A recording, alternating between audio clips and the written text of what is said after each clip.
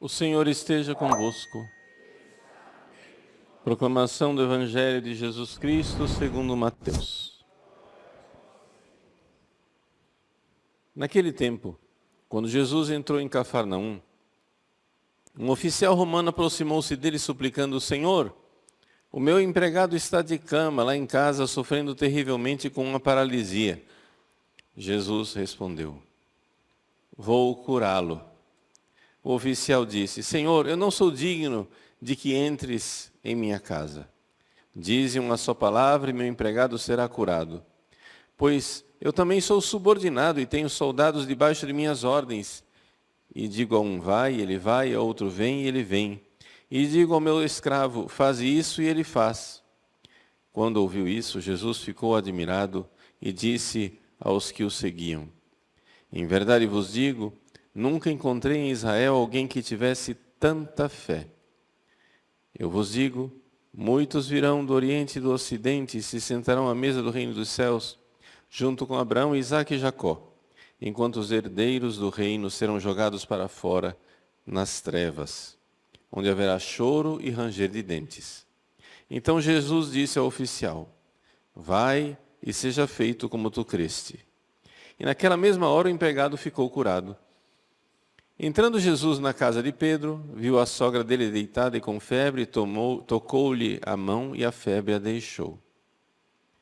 Ela se levantou e pôs-se a servi-lo. Quando caiu a tarde, levaram a Jesus muitas pessoas possuídas pelo demônio. Ele expulsou os espíritos com sua palavra e curou todos os doentes, para que se cumprisse o que foi dito pelo profeta Isaías. Ele tomou as nossas dores e carregou as nossas enfermidades. Palavra da salvação.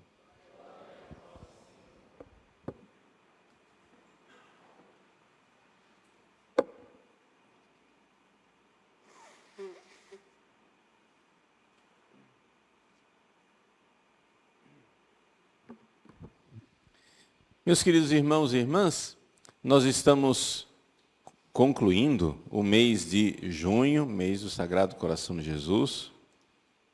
Celebramos essa missa votiva de Nossa Senhora, porque sábado é dia dela. Mas, no calendário universal da Igreja, hoje é dia de São Pedro e São Paulo. É a grande solenidade de São Pedro e São Paulo, que no Brasil é transferida para o domingo. Então, mesmo que não estejamos celebrando a liturgia de São Pedro e São Paulo, nossos corações vão para Roma, para o túmulo dos apóstolos, para aqueles que derramaram o seu sangue por Cristo. As grandes basílicas de São Pedro e de São Paulo. O troféu dos apóstolos. O triunfo da fé. No Evangelho de hoje, Jesus, que concluiu o Sermão da Montanha, nós ouvimos o Sermão da Montanha, os capítulos 5, 6 e 7 de São Mateus, agora começa a fazer vários milagres. O milagre inicial de hoje, a cura do servo, do oficial romano, e a cura da sogra de Pedro.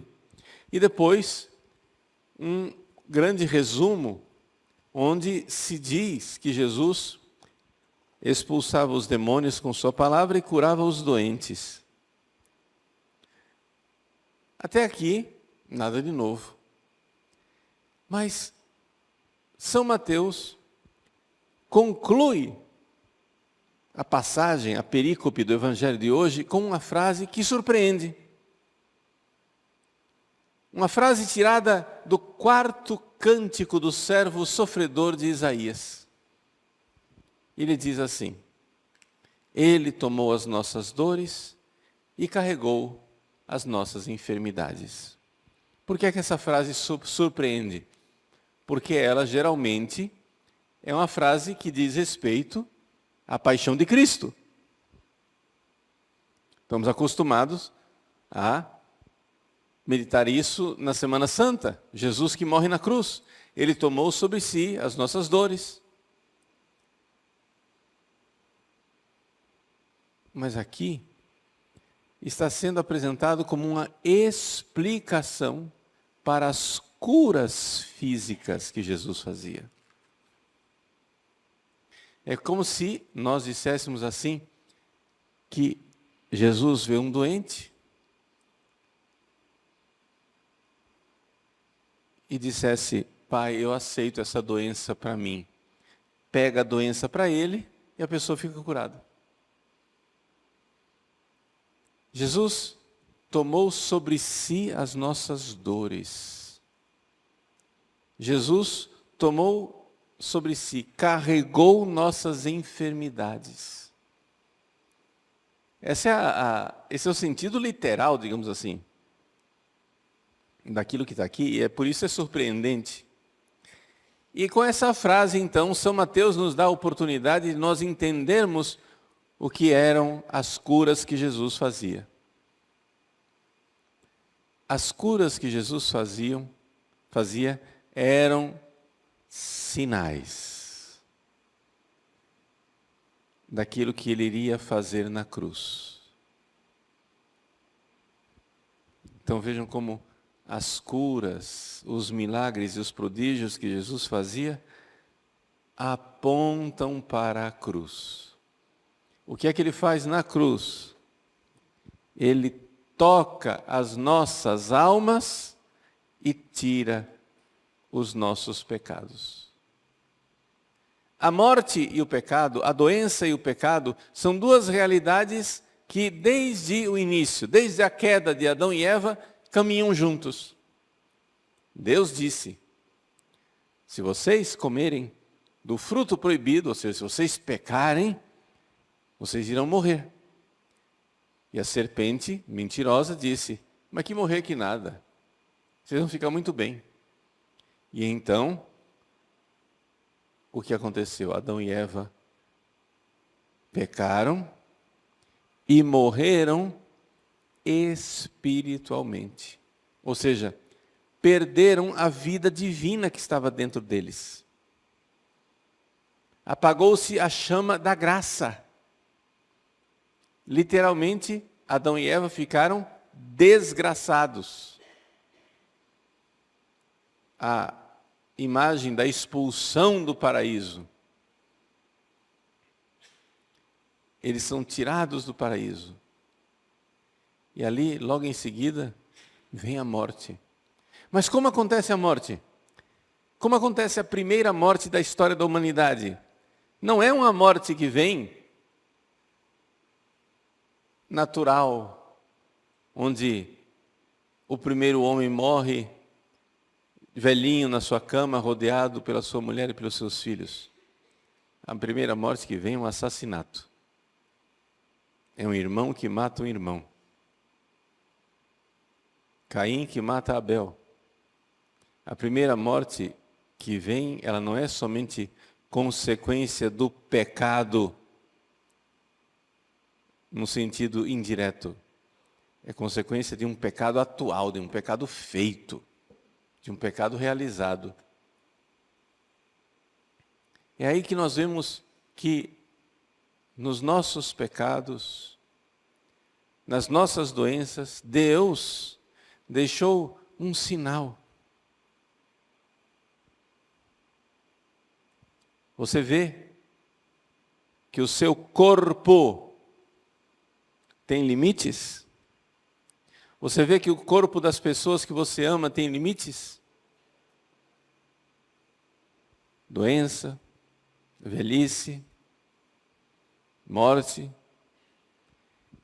Esta decadência do corpo fala de uma decadência ainda maior, mais dramática e mais terrível.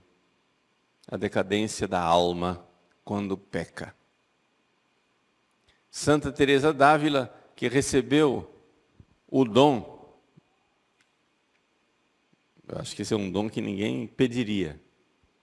Mas ela recebeu o dom de sentir o cheiro do pecado mortal.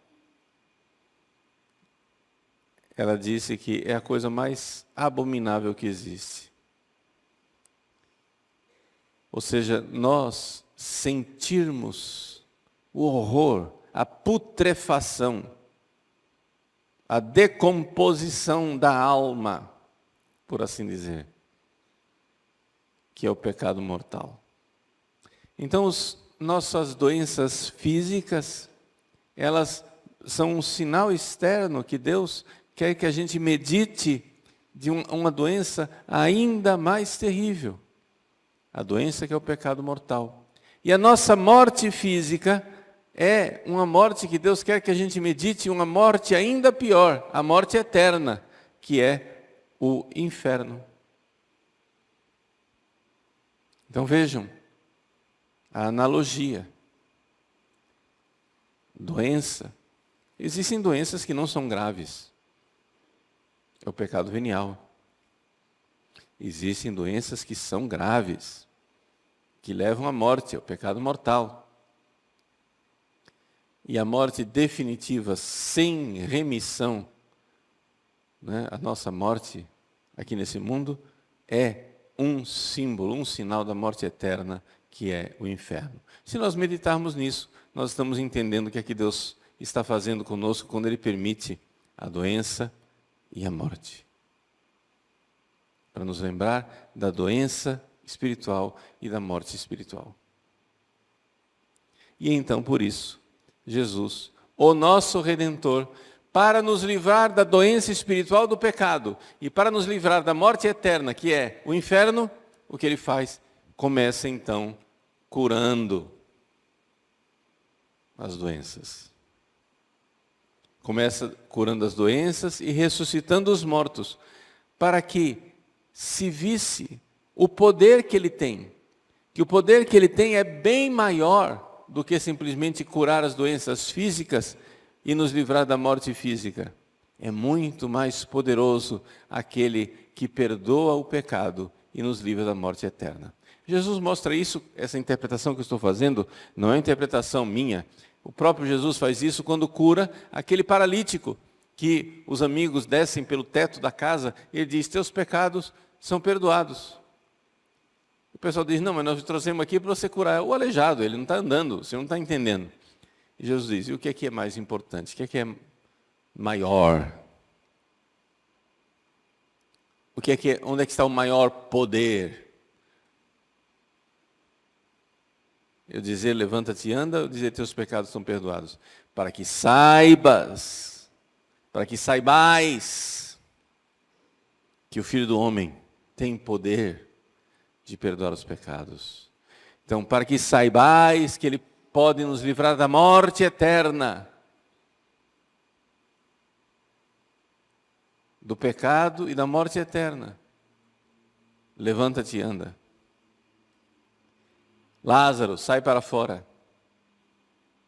Eu quero ser curado.